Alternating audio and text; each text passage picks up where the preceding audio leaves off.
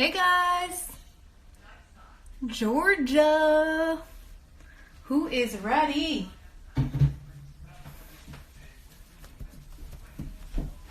Hey girl, I'm gonna put you in right now.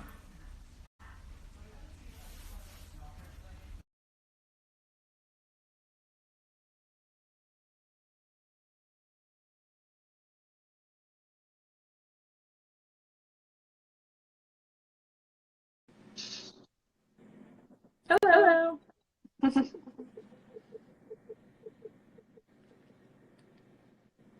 don't know if there's something wrong because I yeah.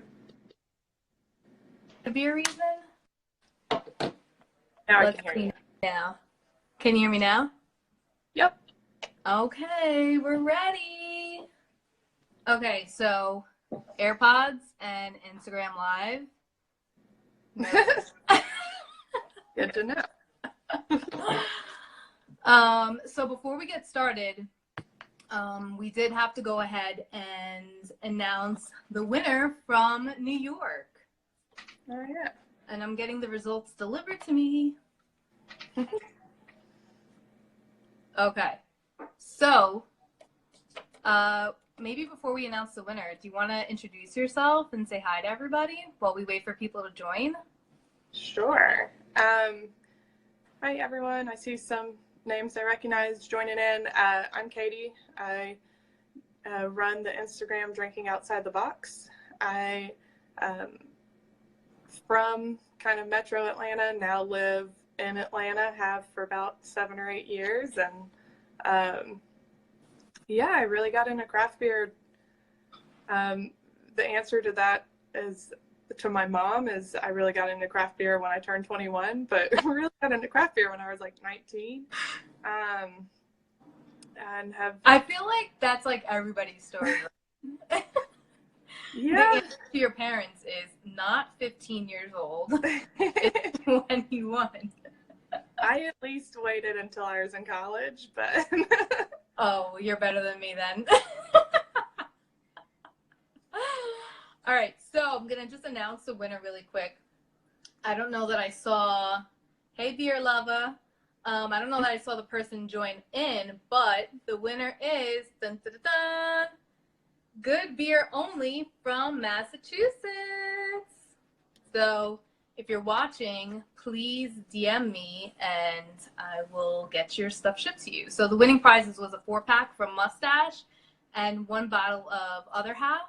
And that was from Long Island, New York Beer is his Instagram name. So pretty cool stuff. So back to Georgia. So I learned some cool stuff today about Georgia and like the beer scene there. okay. I did bring on this beer that I was so excited to find. Have you heard of this? I have, I believe. Who was it that collaborated? This is with Interboro, which is in New York. Right. And Creature Comforts, which I've never had.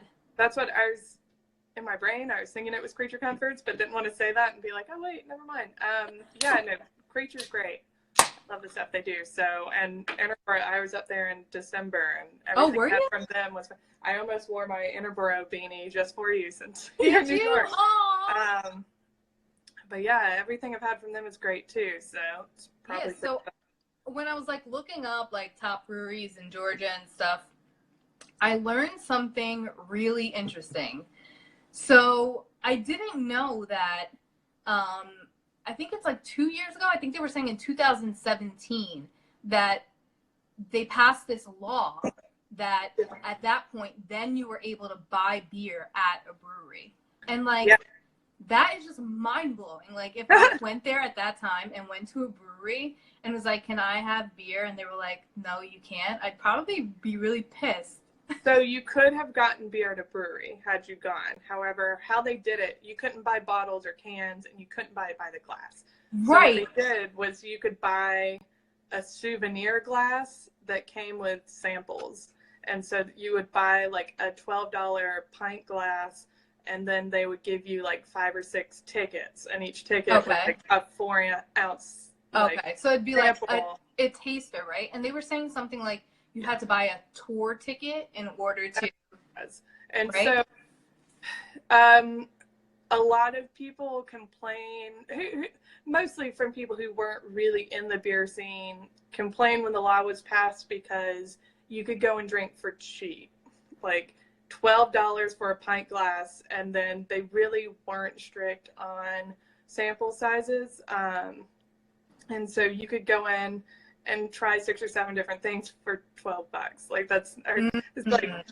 the 10 to I don't $20 know where you're range. really finding a flight around here in New York for like that price. Right. And so then when the law changed, like there were complaints, but the complaints are from people who are wanting to get drunk on the cheap, not necessarily people who are supporting the beer industry. Like they've stopped complaining now because they're able to sell beer at the brewery. There's so Right. many more options. It's Right. ridiculous. Right.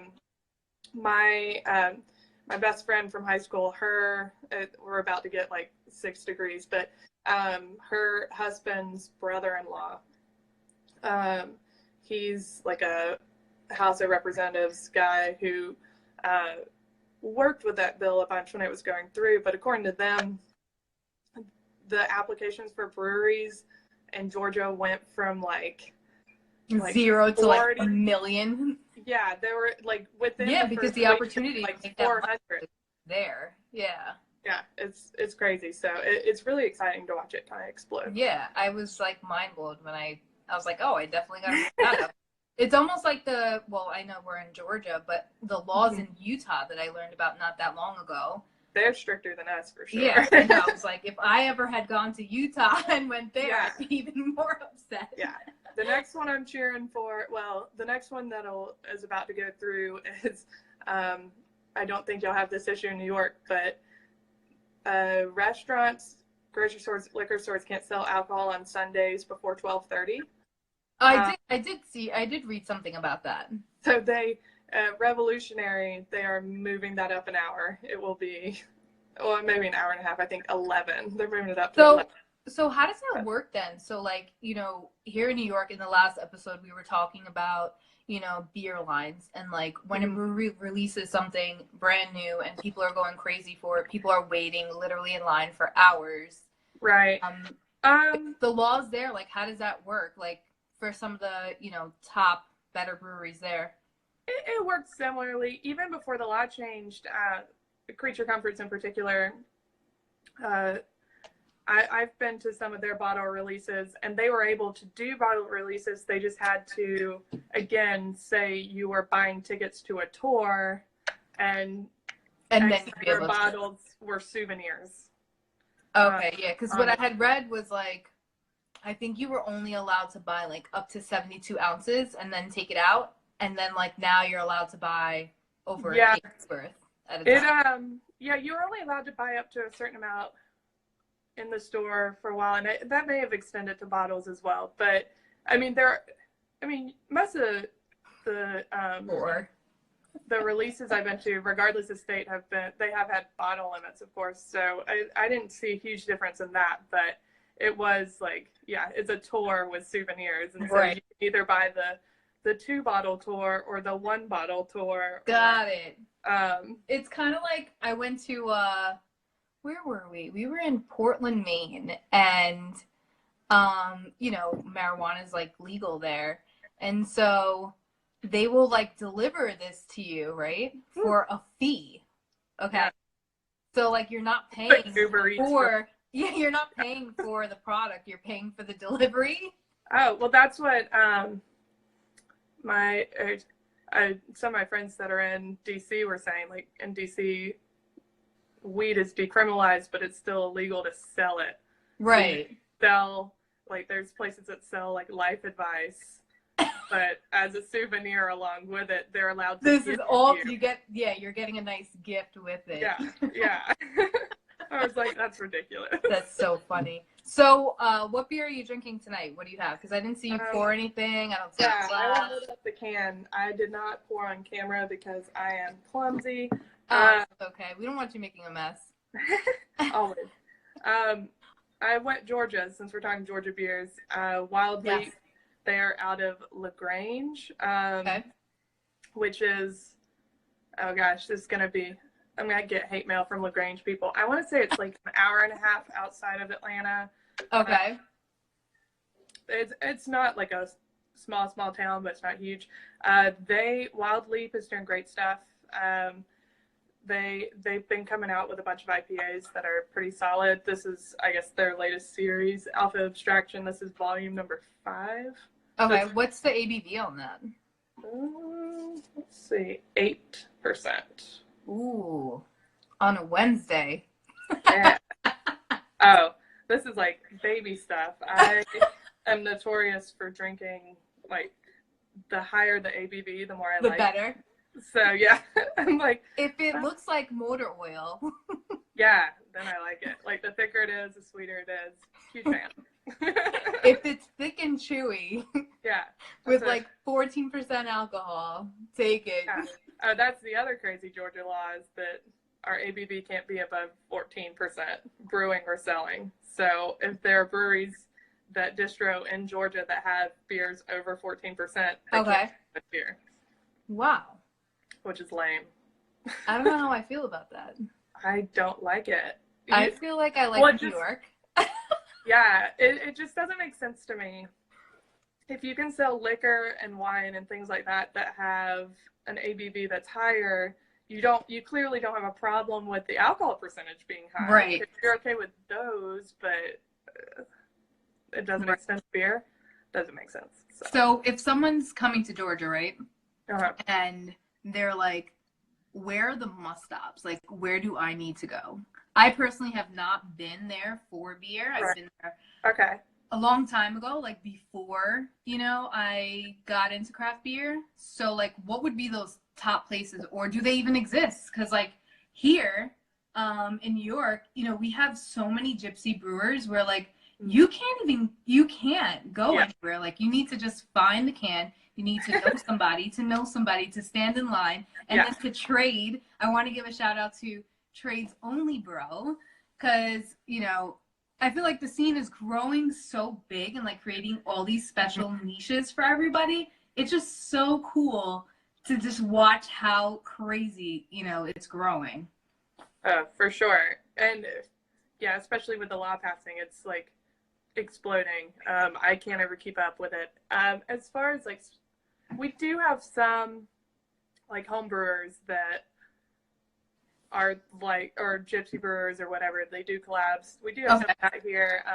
But as far as spots that I always recommend, again, it depends on what part of Georgia you're in, but for someone that's going there just for beer, where are you saying? So Creature Comforts, always the two major hubs to hit would be Atlanta and Athens. Okay. What I would say. Just that would get you the biggest bang for your buck. There are some good ones and even great ones that are a little bit more spread out, but better than driving 3 hours for one place. They're kind of, so in Athens you have Creature Comforts, which is great. Southern Brewing, they do some good stuff. And Academia, they're a couple years old now. I really like what they do. Yeah. And then, but yeah, Creature Comforts is a big tourist one. This is my first time having anything. I guess it's not fair because it's a collab with Interbro, but it is really good. It's not like it's not too over the top where it's like so bold. 7%. Paid $5.95. Does that sound about right for a can? Is that equivalent to? I'd say that's expensive. Yeah, it's expensive for some, not for others. So somewhere in the $3 to, I guess, $3 range. We're cheaper than New York, homie. For $3, I can barely buy gum. Oh man. We'll discuss privately what I pay for rent and how much I get for it. Yeah, well, everybody on here knows. Oh, that's so funny. Someone's saying you don't have a Southern accent. That's it. You're out. Oh, man. See, and that's the thing, is I usually get made fun of for it. And I think it's partially because I'm like, when I'm answering questions and I'm being filmed, my chorus side comes out and I'm pushing it down. But okay, I hear just slightly. I will start emphasizing it. Okay, Hey, yes. Dylan, you're watching your favorite person. Yes, for the people. But yeah, what else? Like, and so like, there's other places too, right? Like, so yeah, Atlanta, gas I'd say, stations that like carry crazy amounts of like really good stuff. Does that exist there?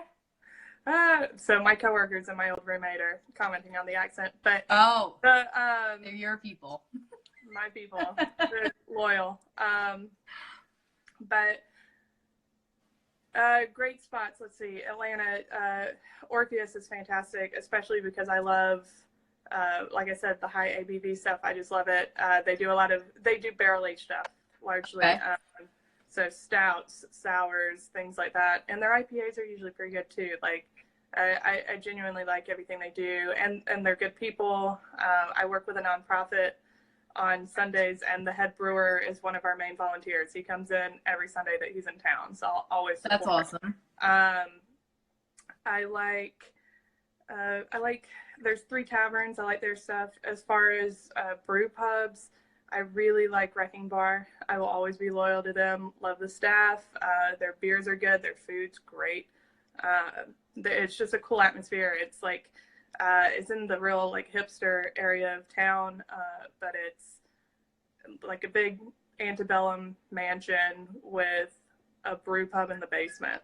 So upstairs in the old house part is an event venue space, but downstairs in the basement they have it's all stone walls.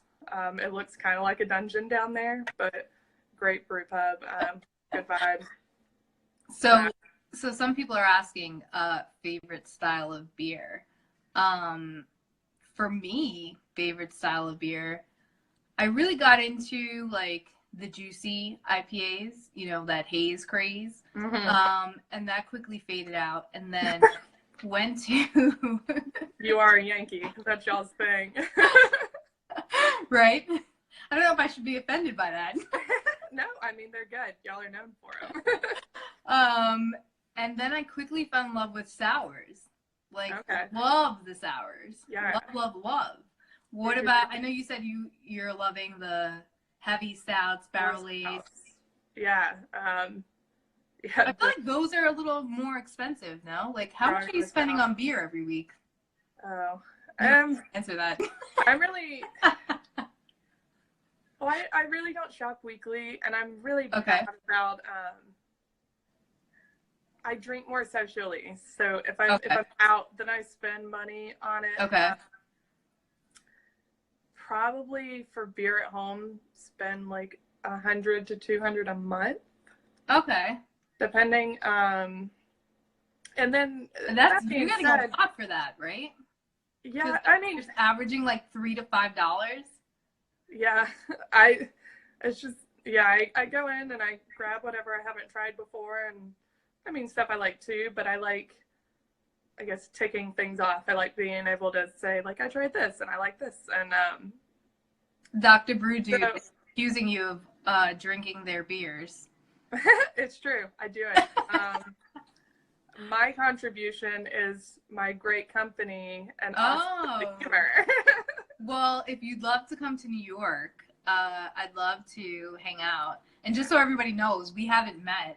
We haven't really spoke over Instagram. We kind of feels like I just picked you up. This is spontaneous bonding. Yes. Which is what this show is all about. Yeah. Meeting cool people that love great beer all over different parts of, you know, the United States. And we're going to be doing internationally too, because I do have a lot of followers that are like everywhere else, and they're kind of bummed that, you know, we're just sticking to the United States, but that'll be cool. So yeah, great like tour. So I had posted on my story if anybody had questions, and I was running around getting ready and did not have enough time to even view what the questions were. So if anybody has any other questions, feel free to drop them in the comments, as you have been doing. But yeah, what else would you want to share about, like, what are those hard to get beers there? Like the traders, like not traders, but like the beers that like you're willing to trade for. that one's a hard one. So I should stay up on it more than I do, and I feel like it was more prominent back in the day with Creature Comforts, because it used to be stuff like See the Stars and stuff like that, like their stouts. They had like a series of stouts they used to do and releases. I really don't stay up on the trading scene, so I don't know as much what's hyped, but I feel like that's something that is lacking in Georgia right now, is like the intense like hype whales. I say hype whale, although that is the name of the beer in Georgia. So we have so many. Yeah, I think that's what's so hard to keep up here. Y'all are ridiculous. Yeah. It's like every day. It's like a new release, a new release, a new release, a new release. It's like, Jesus, how much money is everybody making to buy all this damn beer? It's like so much beer, literally. And like some people just have it all. And like, I understand people trade, but like you still have to put the money down, right? And we all know New York is expensive. So, by the way, this is Loopy. Nice to meet you, Loopy. Loopy is going to be 15 years old. And here she is. She like literally knows I'm on doing something important, and she just comes right under my feet and just like, mom, mom, mom, mom, mom. That's what I had to lock my cats out because they would be up in front of me in the camera because they're divas. So. Oh my God. So people are asking, big style or fad you've seen on the horizon? I read something today about lagers being the new fad, which is, I mean, I see the appeal, but with my like high ABV loving self, I'm like, oh man. I mean, like, even like with the sours, sometimes like I love them and they're great because like you can drink so many, not that many, because like, you know, heartburn. Yeah. You said it. Yeah, but like they're lower in alcohol, so it's like you could have that like on an evening, you know, 2 or 3 at night, and like still be okay and not be like, you know, on your face. Right. So, what about KBS? Have you had KBS? CBS? I have had CBS. I don't think I've had KBS, to be honest with you. I'm trying to think. I'm surprised you've had CBS and not KBS. CBS was on the shelves in Kroger this year in Georgia. I'm sorry, I didn't hear you. CBS was on shelves in the grocery stores this year. Really? Yeah. Yeah. Like loads of it, actually. That's why I went ahead and grabbed it. I hope you grabbed a few. More than a few. I only got one. Really? Not to get like political, but I'm trying to avoid spending my money in breweries that have done things that I don't necessarily agree with. Okay. So Founders is one on the list that I'm kind of avoiding at this point. Man, you have some willpower. That would go out the window for me. Too funny. So tell me more about what you're drinking. What are the flavors? What's the profile? Do you have seltzer in there? Well, fun fact, I'm being coerced is not the right word, but I'm being slowly pulled into the beer judging circuit in Georgia, and I do not have the taste buds or the scent or like smelling skills or anything really to be qualified to do any of this. But this one, it is more, I'd say, like tropical. It's not super bitter, which I like. It's super fruity, and yeah, I'm blanking on the words since I haven't had it for a second. But well, while you think of those words, I want to shout out my hairdresser, Row House Hair, for keeping my hair looking luxurious. So anybody in New York that wants to keep his hair, it does look go like to her. Check her out. out. I would like to shout out myself, who has cut I my love your hair hair for a minute, and I I love ponytails. That's what I look like literally before coming on. This is my I haven't washed my hair in 3 days hairstyle. Right? Hey, I'm rocking dry it. shampoo, right? I've gotten to the point where I just embrace it. Well, you're not supposed to wash your hair every day. That's right. Perma hair. Curly hair, it's dry. So So I'm getting the card here. We have 4 minutes left because I get caught up in time. I do want to thank everybody for joining and watching.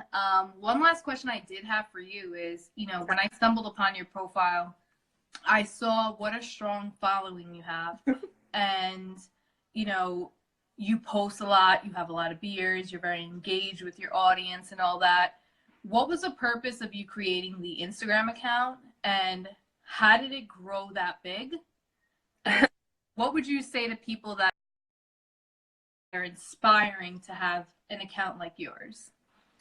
The reason I started it, honestly, I have had several different Instagrams in the past. I like pictures. I like figuring out the algorithm, and I'm a total engineer.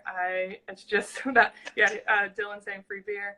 That is a plus. That is part of it. He knows this. They used to openly joke that I was an Insta-ho, which I embrace. Insta-ho. I'm going to use that one. Yeah. I've never heard that. But to be honest, so I don't know if you've seen the Instagram, well, it used to be craft coasters, but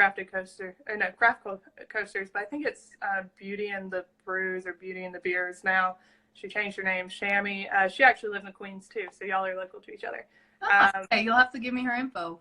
Yeah, I'll send it to you. Her husband used to live in Georgia and was in our share group, and so then the two of them started her account and talked it up all the time. We're talking about going to events and do all this stuff, and I was like, hell, I want to do that. Been part of the scene. Yeah, I'll do it. Might as well try and capitalize. So I did. As far as like how I built it, when I first started it, I was posting every single day. It was like at 7 o'clock every day, commenting on a ton of people's stuff. I try to like other people's pictures and interact on those. I respond to all of my comments. I try to respond to all my messages and just. That's a lot of work. Yeah. To get to what is it like? Where are you, like 11,000? Something like that. Yeah. You're like famous. I try. And then all my homies are on here bringing me back down to earth, so that's what they're here for. Right? Nerd. Insta-ho. Yeah. No, that's what all of if you scroll back through the comments, all the troll comments. Oh, I can't wait. They're not haters. They're the people I know. That's too fun. Or haters too. Okay, so what do you say to people that are aspiring to have a large account and get into the beer scene like you are? Well, I'd say thing number one is, I guess, know your shit. Like, a lot of people try to so you'll make it. A lot of people get into things because they want attention and they want their pictures to be liked. But if you don't know your shit, like, I've never met people more critical than a lot of the beer Instagram community. Like, no hesitation to call you out on shit, like, which is both good and bad. There are some times where I'm like, are you serious? Not even on my own pictures, but seeing it on other people's. I'm like, right. Wow, you have a lot of time on your hands. But some people do. Yeah, but like, number one is know your shit. Number two is actually interact with people. Like, if you're on there and you're just trying to post something to get things from other people, but you're not actually trying to interact and be part of a community, like, you're not going to be successful. That's part of why I wanted to do this, because I just feel like there's just so many accounts out there, like, flooded with just accounts with just pictures, and like, these pictures are great, you know, great cameras, great lighting, but it's like, but who are you? I know nothing about you. There's yeah, that's great. You have all these most wanted beers, but like, Right. what else is there? And so, like, I find something like this, you know, kind of sheds light on the person, you know, behind the account, you know? I mean, even Yeah. though, you know, you have a million pictures of yourself with beer, you know, how many videos do we actually post? You know what I'm saying? For people to actually get to know you as a human. No, I agree. No, and that's part of it. Like, and I've gotten messages about that before, like, about people wanting to follow accounts that where they seem like they're down to earth and they seem like they're actual people. And if it's super curated or just, yeah, like a robot or just random glasses showing up and there's no personality behind it, like that's just not going to And be then they're trying to sell something. right. And I kind of fall into that too sometimes, where like if people hit me up wanting me to give their product a shout out or want to send me something, but then if I'm going through a phase where I'm not posting as often, yeah, then I don't want. I've heard of a robot. Are you heard of Westworld? You must be. Have you watched that show? Or you I've not, but I do get friends. I have friends that are obsessed with it.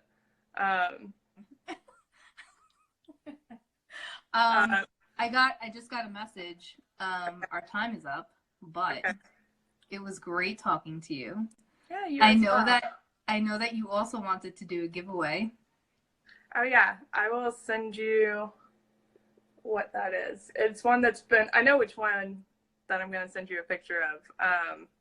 So it's just a matter of me going in there and doing it right after this. And there's the Jeopardy music. Yeah. It's been in my. The people want to know. It's been in my beer. I say my beer cellar, but the wine fridge that I use for my beer. For like. Oh, that's funny. I used to have one of those. Now I have giant Keyser behind me. Oh, nice. My boyfriend got tired of my beer taking up the entire fridge, so he got this to separate some of it, and now I'm taking the whole fridge and that. Thanks, Amanda. I hear that. So I'm going to just announce one more time. Good Beer Only from Massachusetts won the New York beer giveaway, and now we have another one thanks to you. Woohoo! I still need to work on getting that bell. Also, just wanted to flaunt my shirt because I know nobody can see it. This says, I'd rather drink my carbs 1,000,000 times in the shape of a pint glass. I respect that. So that's right. No carbs, except for this. Yeah. Hello. It's been so nice talking to you. I'm glad that we got to meet. And maybe now we'll stay friends forever. And I'll wait for you to come to New York. And then you'll wait for me to come to Georgia. And then we can go to Creature's Comfort and have a few brews. All about it. Thank you everybody for joining. Talk to you soon. Have a good night. Yep. Bye guys.